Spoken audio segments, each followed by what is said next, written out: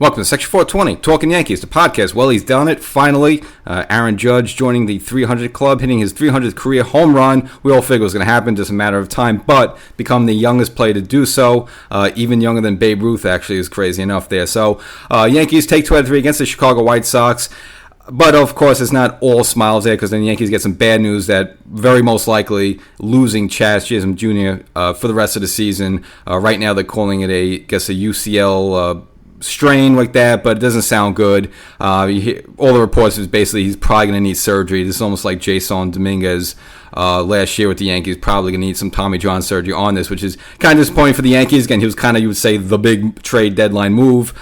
So, yeah, even though you have this great feat by Aaron Judge and, of course, Juan Soto in the middle game, teeing off, having a 3 home run performance himself there. But again, kind of grim news that the Yankees probably going to be with that Jazz for the rest of the season. So we'll get into the whole thing. Before we get started, make sure you subscribe to this podcast, Section 420 Talkin Yankees. And, of course, there's a YouTube version of the show. Go there, Section 420 Talkin Yankees. Type it, search it, subscribe, and get notified when new episodes go up there as well. So, as usual, I open my big mouth, when the Yankees have a series that against a terrible team that they really should sweep. And, of course, what they do right out of the gate, they get their doors blown off. So an embarrassing game to open up the series against the Chicago White Sox, probably the worst team in baseball. Yankees get absolutely thumped 12-2. Again, Luis Gil just didn't have it there, and then the Yankee bullpen absolutely just got dismantled there, including De Los Santos. Just giving up like 7 or 8 runs himself there. And a couple days after, we find out now he's been designated for assignment. So he was kind of the third piece that the Yankees got in during the trade deadline. So again, wasn't a big trade deadline for the Yankees, but already they lost 2 out of the 3 pieces they brought in. Jazz due to injury. Again, this was sliding into home plate during that Monday game, injuring himself in a losing effort there. And also this De Los Santos, just because, I don't know, maybe they weren't high on him to begin with, but they brought him in, and maybe because of that and other reasons, maybe they want to make some moves in the bullpen and free up some space there. They designate him for an assignment. So really all you left after it's all said and done with the trade deadline is Mark Leiter Jr., who, again, overall has been very serviceable for them. But getting back to the series itself, the Yankees bounced back in the second one. Of course, Nestor Cortes probably has his first or second best start of the season. Gives you an old-school Nestor performance there of 7 innings. Of dominating baseball. That should have been the headline, but of course, when you hit 3 home runs, it's kind of hard to top that. But so all the fanfare went to Juan Soto, hitting 3 home runs in this game for the first time in his career. The Yankees bounced back to take the second game 4-1. Now, again, that's a little bit fool's gold, a little bit, because you might say, "Oh, that's great! Wow, what a great performance!" But let's just say, for whatever reason, Juan Soto woke up sick that morning and have him in the game. Okay, where was the rest of the Yankee offense then for that game? So you could have Nestor Cortes pitching a great game and just getting no offensive support. So, yeah, you like the win. You like the 3 home runs, and you're glad to see Nestor, really give, again, I think maybe his best or second best performance of the season, and finally see him do it, and plus doing it on the road, which, again, has not been kind to Nestor at all.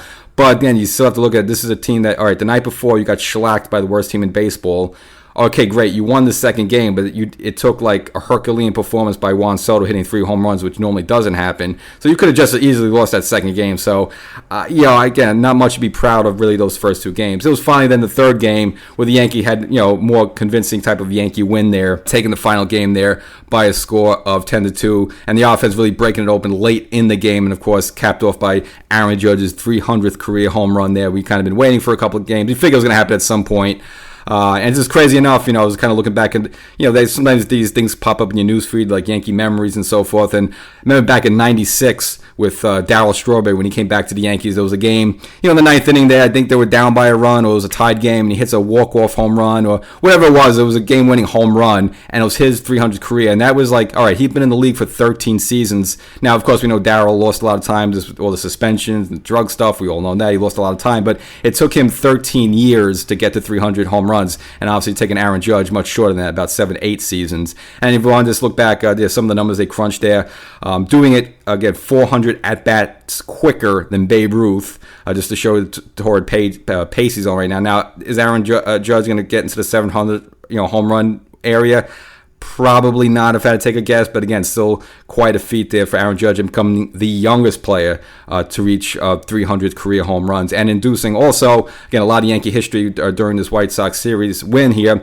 Both Aaron Judge and Juan Soto, the first teammates ever in baseball history to have over 30 home runs and over 100 walks in a season there. And again, we still have about a month and a half left to go there. So still those two guys are going to put up some big numbers there again. So kind of a very big historical stretch there for the Yankees, and more importantly, come out of the win there, at least taking 2 out of 3 games. Because if you lose a series to the White Sox, I mean, I wouldn't even know what to say there. But and again, even the middle game that you won there, you really shouldn't be too proud of that, because you could just easily lost if Juan Soto didn't have a crazy 3 home run performance there. So, but nevertheless, the Yankees did do the bare minimum. You take 2 out of 3. All right, you move on there from there, and we'll now face the Detroit Tigers, another team where, again, the Yankees should handle them pretty easily. They're pretty much just counting their days till the end of the season, so they can make their golf and winter plans. Now, of course, getting back to Jazz there, this is a pretty big blow, because again, I don't say he's a cornerstone centerpiece of this team, but when the Yankees kind of made their turnaround a little bit in that weekend series in Fenway right before the trade deadline, bringing in Jazz, it kind of sparked the team up a little bit. He is a bit of a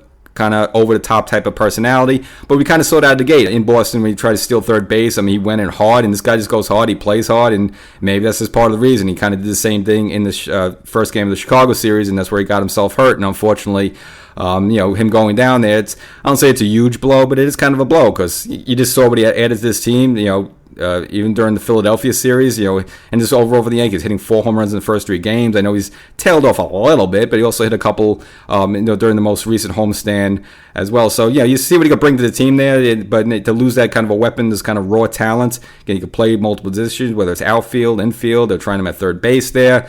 He has speed, he has some power, he has some pop. He can steal bases as well. Again, good raw talent they brought in, but unfortunately, it looks like he's going to be done for the rest of the season. And what are they going to do with the moves? So, Cash made some remarks lately regarding Jason Dominguez. Now, he didn't give a strong sentiment that he's going to be up anytime soon. It's just sort of like, well, it's good to know he's there, which kind of leaves fans a little bummed out. It's like, okay, because he would kind of be the solution. I know he can't play the infield; he would be sort of an outfield solution, but it's kind of go time here. Now the Yankees built themselves a little lead over the Baltimore Orioles, not that much there, but you still want to make this big push for the rest of this month in September. So you kind of have to bring Jason Dominguez up before September if he's going to be on the postseason roster. So if not now, then when? And what's holding him back? You don't want to take bats away from Verdugo, who's steadily been okay. And a couple of Yankees overall, you look at their numbers, especially Austin Wells. Boone has pretty much said that he's pretty much going to be the catcher when Trevino's back in full throttle there. It seemed like Wells has kind of taken that job, both the bat and defensively, so throw out a couple of runners